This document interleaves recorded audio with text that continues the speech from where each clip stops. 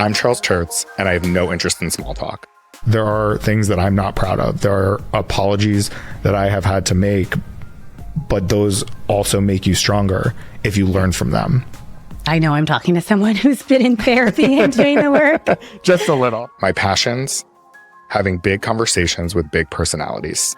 I have no desire to disrespect anyone. Mm-hmm. That took a lot of growth.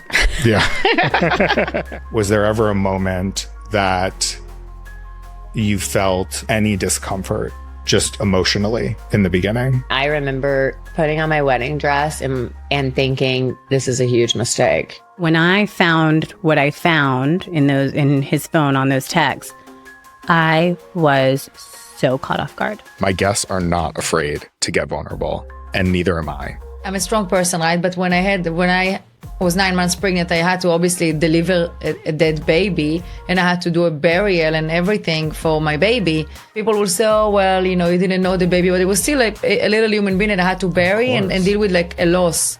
I can relate to the disassociation. I can relate to compartmentalizing my life. I can relate to those really dark moments where you feel like you have no purpose and there's no reason that you should still be alive. I really don't remember a lot of the scenes. I mean, a lot. I was blackout drunk. So for me, holding that mirror up in a way that I couldn't ignore was pivotal in owning the fact that I am an addict. I'm an alcoholic, and I had to change. We share our journeys and our lessons learned. The journey now for me is telling people there's life after and to find that courage, because if you do leave, there is a life in front of you. What still triggers you in today? Because it tracks back to something in your childhood. I think being dismissed and disregarded as a human. I mean, hell, man, in my addiction, there's flat lines in my story. Like I've already done the death thing. It didn't work for me, right? And lay it all out so that others can learn from it too. And it took me a really long time to understand that confidence does not equate to self-love.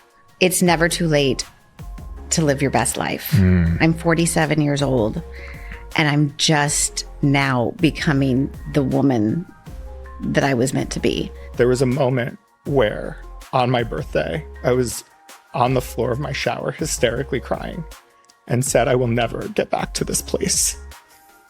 And that's the moment that things actually started changing.